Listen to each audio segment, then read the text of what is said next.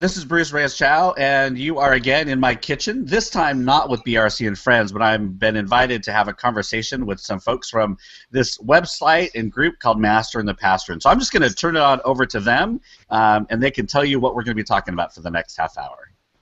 Well, we're very excited, Bruce, that you were able to kind of meet with us and have this conversation. The idea behind it is we're just simply a group of 30-something pastors who are trying to figure this all out, and so we had the idea of going and talking to some folks that were further on that journey and experienced and had some wisdom under their belt, and thought we could kind of ask you and pick your brain for a minute. So we sent you a bunch of questions, and you had the great idea of kind of getting on this, and so we were excited to have a Google Hangout with you and talk. And we picked you just because we've all had interactions in some way with you in the past, and we were there. In fact, I tried really hard to find my BRC for mod shirt that I wore back in the day, but I couldn't find it. I might have actually given it to Robert, and so we were trying awfully hard to find you, but it didn't.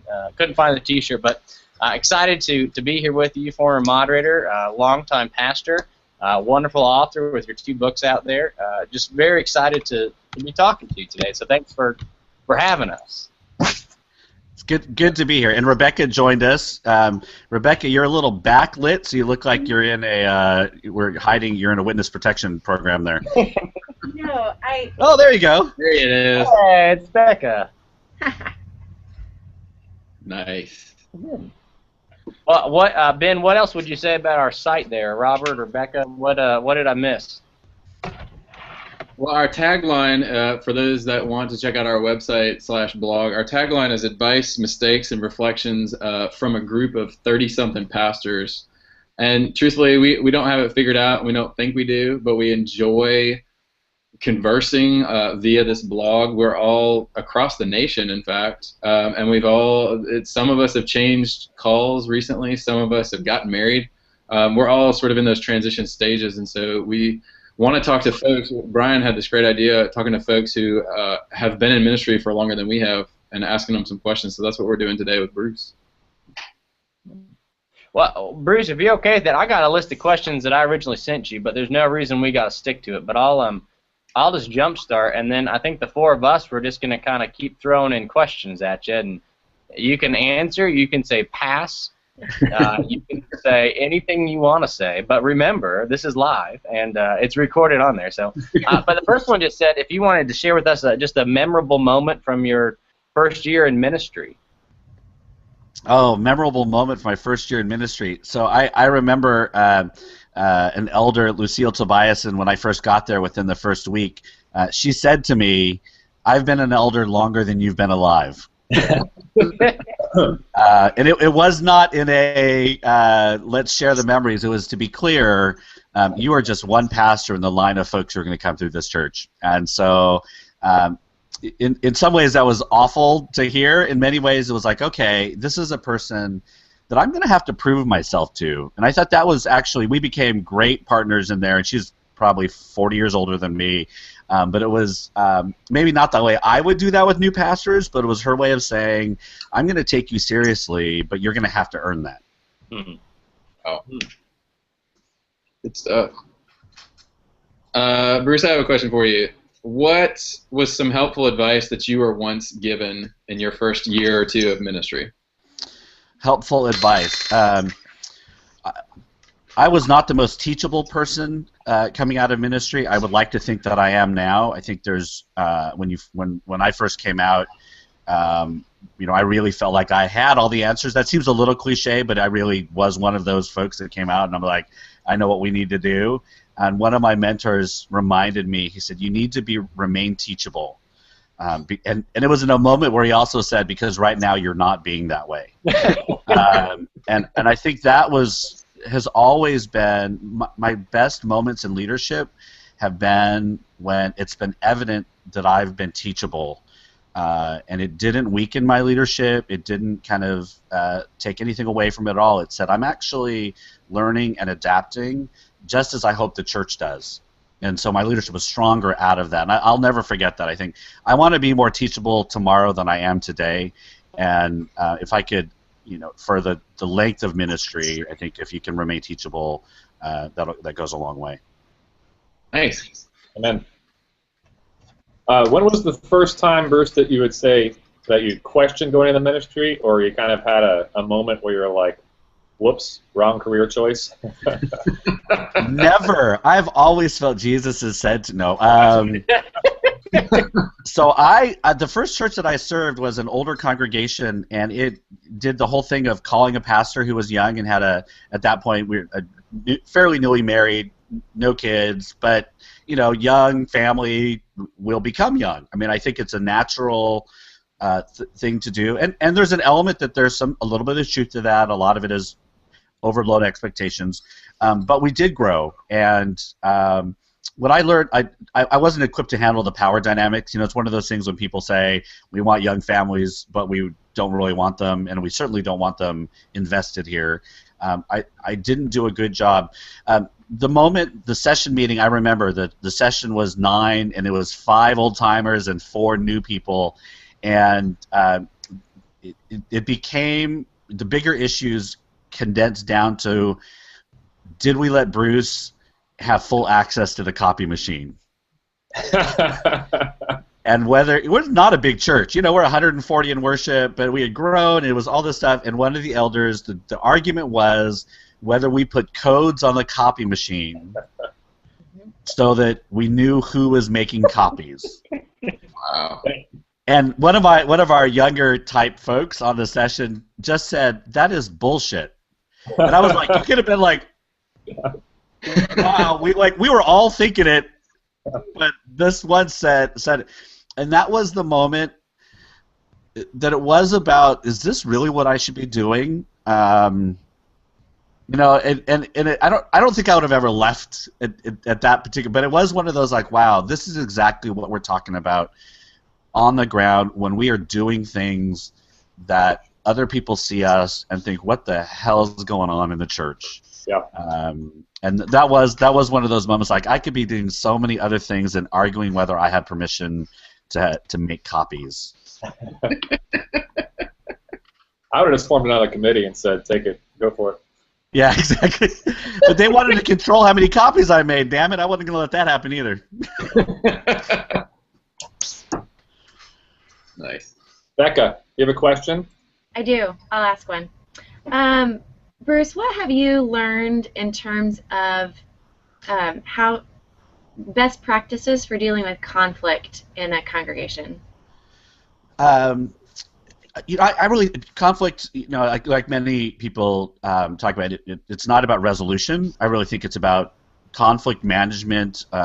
Verson Choi and others talk about polarity management, whereas conflict can be really healthy for a church. As we know, that's intellectually, we understand conflict is healthy in many ways, but when you're dealing with it, it sucks and you don't really want to.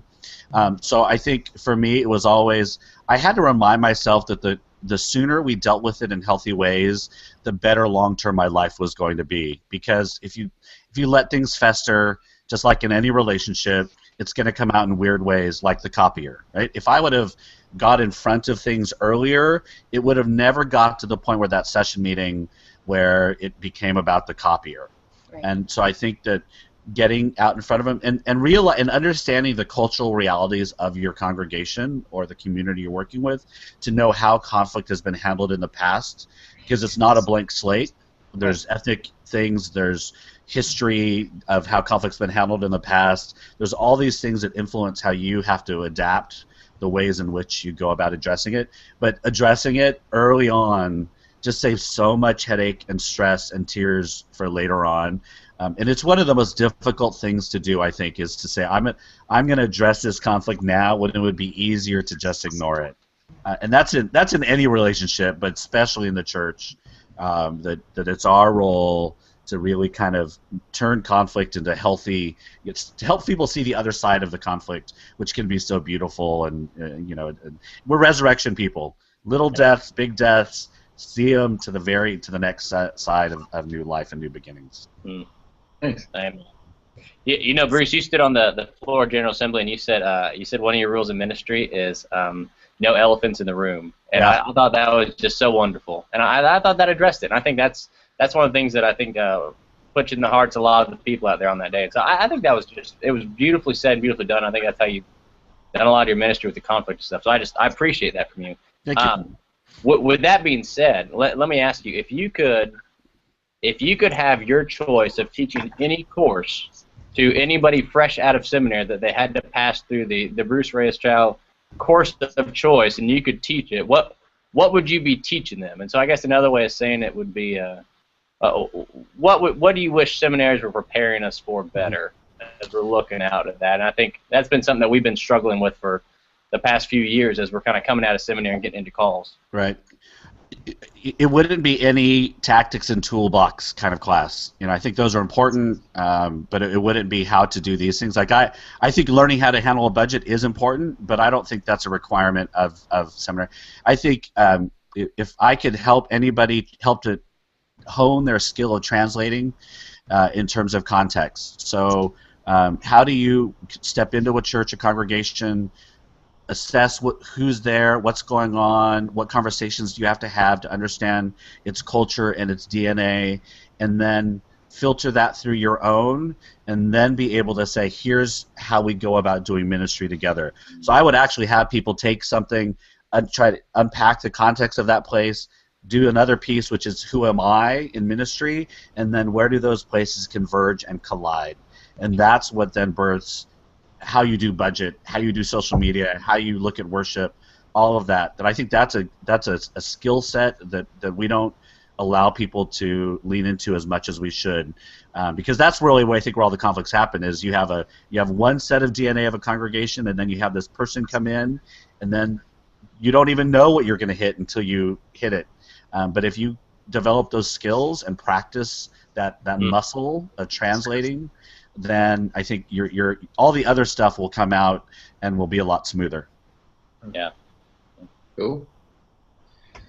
Bruce, question for, this is both when you were serving the church, but also now. How do you stay fresh in your ministry? Like, what conferences do you go to? What books are you reading? And also, like, how did you stay fresh so that you didn't walk down the burnout trail, so to speak? Well, you know, I think you go through ebbs and flows of the burnout thing. When I left the church that I helped to found, it wasn't because of burnout, but I think a lot of folks, it's sad. When I left the church, people's first inclination was it was either burnout or crisis or scandal. So which one? Yeah. Right, and not just a sense of call. All of the above. All of the above, exactly. You know, it was more, no, this was the time, and, you know, it's about call. And right. So, you know, I always thought that was interesting. So I think, but to ignore the fact that we go through these ebbs and flows and the rhythms of life and the seasons of our own ministry, as well as how that works with the congregation, I think are important to acknowledge.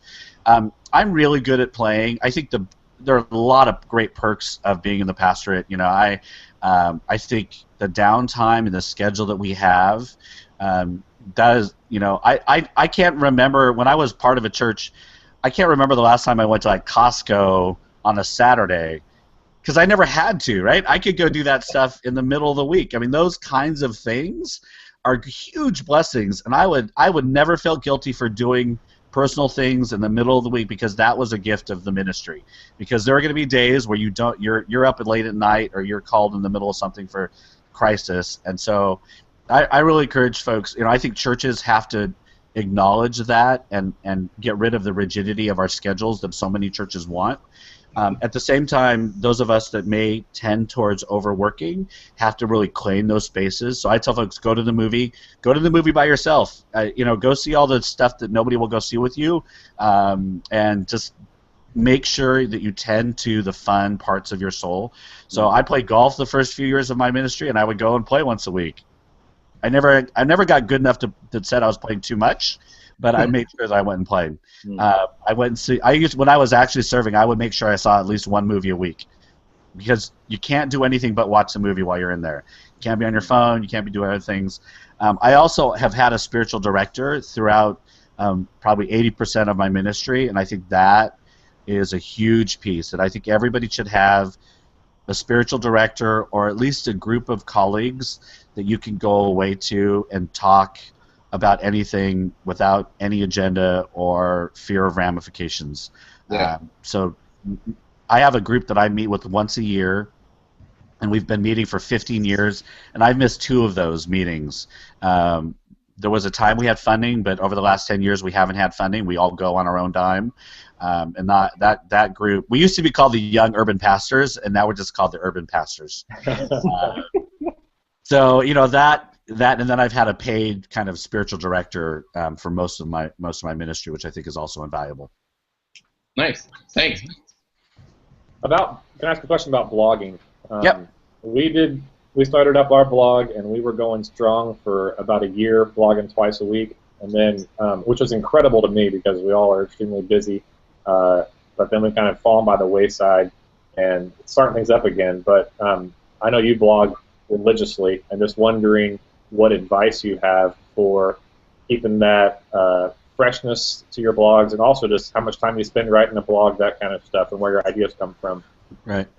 Well, I think the word on the street is I blog religiously. I actually don't much anymore, and so I have to force myself. There's kind of this thing out there that says blogging is dead. I don't actually believe that. It's only dead to those of us that don't do it anymore, because we're the center of the universe.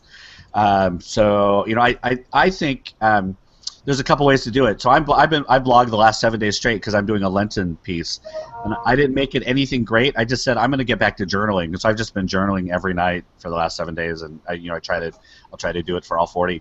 But I think a bigger picture about blogging, if it's serious and if it's part of the spiritual life of a community and what you're trying to do, I think you treat it as a sermon.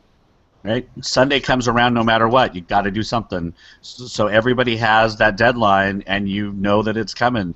Blogging, the best part is that it's flexible, and you don't have to do it. But if it's important, just as Sunday happens, everybody takes that deadline and hits publish. And after you put something really sucky up there once, you'll put more time into it the next time. Yeah. Right? I mean, that was the best. I had a preaching instructor, Cleo LaRue, came and did a special preaching course, and he would say, Sundays happen. They're not going to move because you had something go on that night before, or there was a big thing happening. It's you got to get up there and talk. So, blogging is the same way. That if you really want it to be a significant part of your ministry and what you're doing and what you all are doing, then hold each other accountable, and you have that posting day, and you got to put something up. The other flip side of that is then you schedule out for that post to get on as many feeds as you can. On Facebook's still your biggest traffic point, but make sure that it's getting submitted to StumbleUpon and all your Twitter things. Get hashtags at work. And post more than once a day. Don't just post it the day it's put out there and then leave it, but post it twice that day, in the beginning and the end of the day, and then have it trickle out the next day, and then maybe the 3rd day and the 7th day, so that it's constantly. There's so much coming at us that you got to keep putting stuff out there. Nice. Mm-hmm. Thank you. Mm-hmm.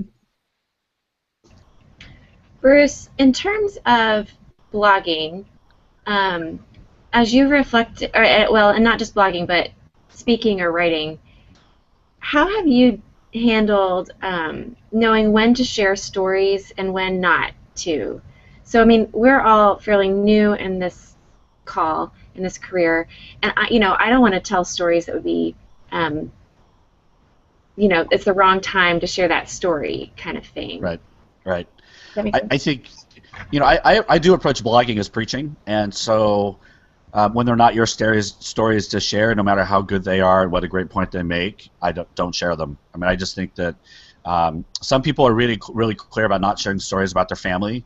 I'm not one of those. I mean, I think everybody has a comfort level, and so I never break confidence, and I always ask my children, can I blog this? Can I tweet this? So that I make sure that they are okay with it. But I'm one that shares fully about my family and my kids and all that. But I do ask for permission, because if they say something really funny, and I learned this the hard way, right? They say something really funny. It's a great story. I don't see anything wrong with it. Sometimes that attention brought to them can be uncomfortable and not what they want, even though it's really not about that. So I would always ask for permission, and don't tell stories that are not yours. I mean, I think, again, it goes to what you would say from the pulpit. You're not going to tell. You hear about a couple that's going through something. You're not going to tell that story from the pulpit. I wouldn't blog about it. So I think having that same kind of compassion and kind of nuance to your blogging is very important. That said, you see an event, you see something happen, that's all fair game. I mean, anything public, I think you can blog about, and as long as it's reflecting on what you've seen, I think those are fair game as well. Bruce, I don't know how much more time you got. Can we go with another round of questions? Yeah, let's go. Yep. Well, one that I'm curious about is, in view of the larger church and within our denomination, we're all PCUSA, but I know within denominations in general, what trends are you watching in the church? Are there any trends that you're kind of watching to kind of see how things play out and what's going on? And I'm curious what you're watching. Yeah, I think the church planning piece is very interesting to me right now. That's one, because there are some who are still falling into some old models of church planting and expectations and building up church planting as the savior of the church, as opposed to a really exciting way to see multiple manifestations of the church. And that's really where I see church planting is it's a great way for people to experiment with community in all the different ways that may exhibit itself. So that in some ways I'm very excited about what's happening out there, and in other ways I'm like, this is just the way that we're going to sustain our own survival, which is not why we should be church planting. The other piece, though, I'm really interested in is how, as the PCUSA, a small church denomination, for those of you, in your 30s, that transition time, really when you're having to speak multiple cultural languages around technology or around worship or around cultural stuff that are going on, to see how that's going to be shifting. I have a lot of conversations with folks who, I think we just have to give permission that when you're serving some of these congregations, you actually are serving multiple congregations within the same one, and having to be adept in multiple technologies, not just the actual digital ones, but just different ways of being in the world, and what that's going to look like in the next 10 years, I think is going to be really interesting. We used to call it redevelopment. There's all kinds of things we call it, but to see how those transitions happen with your leadership is fascinating to me. And I'm not in the church right now, so I just get to watch that. So the church planting trend and the redevelopment trend are really exciting. I'll tell you, I'm not interested and excited about mega church and big church stuff. That's just never been one of my interests. A lot of people are still following off that. I'm not one of them. Yeah. Thank you. Thank you. Bruce, here's a question for you. What are maybe the top 5 or top 3, your choice, things that you love about the local church? And then if you want to talk about like the larger church, PCUSA, that's fine too. What do you love about the local church? Okay.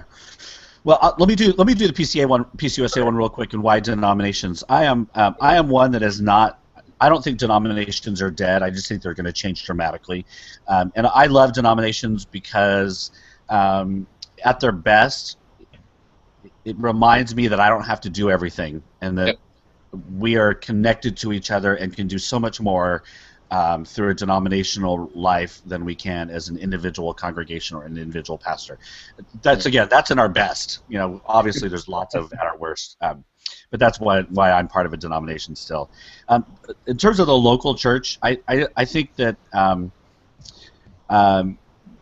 And this goes. We were talking before air a little bit about what I miss about the church, and I think those kind of collide a little bit for me. Okay. I think pastoral care. I miss the connection that we have there are unspoken words, experiences that we walk into a community, and at our deepest moments of crisis or celebration, we really are able to let a lot of other things go and just be there with each other. In the cheesiness of the casserole, as well as just the hand, the gesture, the look in worship when you've just shared somebody's died or there's a crisis going on. I think that piece is unlike any other cultural institution that we have in the U.S. Right? When it's at school, it's about your kids. When it's at this thing, it's about that. Here in the local church, it's about this spiritual journey, and again, I think that part at our best, we step into that space and we're able to just be with each other. So I think that for me is really exciting. The other piece is I think it provides another opportunity for people to be together who would not otherwise gather in the same space. Yes, there are affinity pieces that bring us together, but to be in a space with people that there's really no reason I would ever interact with these folks. It's great. I just think that's the best part. It's the island of misfit toys, and I love it. I think that's the best thing. So that's two. I think the sacraments are really important, especially as coming off of a generation, the boomers, that these are huge generalizations, right? That we're taking the religiosity and the ritual out in order to make things a little more palatable, moving towards a generational reality that's yearning for ritual and rites of passage. I think that's a place that can be recaptured and done really well. The church that I served, we had communion every Sunday. It was really important to us. And so I think those kinds of ritual and rites of passage and sacrament are a place that the local church does really well. So I'm gonna leave it at that. I think that's those kind of three things that would be my favorite parts and the things I miss most about serving a congregation. Thanks. Mm-hmm. We had Brian actually wrote a post about hope that he sees in the PCUSA, and it went wild and crazy because people were just hungry to hear about hope in the PCUSA. I'm 31. My entire life, I've heard how the church is dying, and I've always heard about how we're going to split over certain issues and things like that. But we're all here. We're all pastors, but it does get a little bit hopeless when you hear about that a lot. Where do you see hope in the PCUSA right now? Where do I see hope in the PCUSA? That's a good question. I think in the local church, I just think that as amazing as the work we do at a denominational level and the things we can do at that level, it's still our local churches that are the, I think, the most significant manifestation of the Presbyterian Church USA. I think that the number of people that are interested in serving churches, we have all the seminarians and folks graduating and churches that we don't have enough jobs. I think there's something really interesting about that phenomenon, and I don't think it's just we have nothing else to do, let's go to seminary. I don't know who does that, but that's not what it is. I think folks are yearning God to be at the center of their life and their meaning. Now, it may turn out that part of that journey is just seminary on the way to doing something else, but I think there's something really encouraging about the number of people who are interested in serving in an ecclesiastical way. I also, I love our young adult volunteer program in the denomination. I think it's one of our hidden gems, and the way that is increasing in its activity and its movement. They just have reopened in the Philippines over the last couple of years, and opening new ones in Seoul. I mean, I think the young adult volunteer program is one of the best things we do. A lot of the food justice work that we do is pretty amazing. Our Washington and United Nations ministries are really amazing too. I mean, I think there's just so many pockets that it's the reason I've never been a doom and gloom person for the denomination. Yeah, we're going to change, and things are going to change. And I actually don't care about the survival of the denomination per se. I do think a Presbyterian presence in the world is important because of the ways we govern ourselves, but the PCUSA as an institution, I've never said I hope we survive forever. I actually think that there's going to be a moment of utter collapse, out of which something new will arise, but there will still be something Presbyterian, and that which is good and should stay will stay, and that which needs to kind of move to the side will die off. And I just trust the movement of the Spirit through all of that. Thank you. So I keep telling people that I don't know what the church will look like in 20 or 50 years, but right. I'm very aware that it will not look like it does now. And I find myself telling people often that the 1950s Sunday school model is outdated, and some people are ready to leave that behind, and some people are putting their claws in and trying to hold on to it, even though it's clearly not working for a lot of people. So you've talked a lot about how things are changing, but do you have some sense of what the church might look like in 20, 50 years? Right. Yeah, so I think, that whole conversation about we don't know what it is, but we're open to it, I think it's really important to have. And there are times I think we lean on that as a crutch. Like, it's like, so now we don't have to actually build anything new. I mean, I think I go to every conference I go to now, it's like, we don't know what the church is going to be, but we know it's going to be different, which is a great way to begin, but it's also, like, that means that we don't have to actually try stuff. And so, I think that part of what I think it's going to, so here's what it's going to look like. This is recorded for all eternity. I think we're going to look more like orders than we are denominations, whereas the Catholic Church has, the Jesuit order and this, and they all kind of are separate, but they still interact. I think there's going to be something where we're going to have an order of Presbyterians or an order of Lutherans, because we love the way we gather and the structure that we've created. And for me, I don't want the bishop model. There's something about what we do that I think is meaningful to the world. It's not the be-all and end-all, and not everybody loves it, but that's what I'm called. But I don't, I think the idea that we're going to be this monolithic influence, it's obviously over. But as soon as our structure catches up to that reality and we can settle into being one of many and not thinking we have to be the one, then I think our structure will be much more match up our reality. And so I think we'll be an order of Protestant churches, and of which there's going to be a bunch of different ones, and we're just going to be one of those. And I think that's great. I think it'll allow us to work together across denominations a little bit better. It will force us into really understanding what it means to be Presbyterian. I think that it just puts people on even playing fields around ministries and interaction. I think that's kind of what's happening in a lot of places. You look at, like, the emergent church movement, or you look at Wild Goose, or you look at a lot of these places, that's what's starting to bubble out as orders of tradition under this bigger umbrella of whatever you want to call it, progressive Christianity or Reformed Christianity, whatever. But there's orders are starting to play out. So I think that's what we're going to be in the future. The structural pieces and how that happens, that's going to be contextual. That's going to be whatever congregation. I really am like, if you want to do Wednesday night Christian ed, youth group, and adult ed, if that works for your community for a season, then great. That's what you should be doing. I think our big danger is to set something up and think that that's what's going to be it forever. I don't think there's any good or bad structure around anything we do. It's just the idea that we calcify it and it becomes what we're going to do forever, and we're no longer flexible in changing this. Thank you. Yeah. I like it. So we're doing things decently and in orders, apparently. I use the phrase institutional fluidity. Ah. Because I think structure happens whether you do it or not, and I'm all for let's be proactive and build a healthy structure so that we can be fluid inside that. And I think that's that's the loveliest part of decently in an order for me. But when we worship the structure, that's when we get in trouble. I like it. I think that's our hashtag, institutional fluidity. Fluidity. It's a little long, but I think it. Well, I think last question, if you're okay with it, unless my friend's got something else to jump in with. But last question is, what are we forgetting to ask you?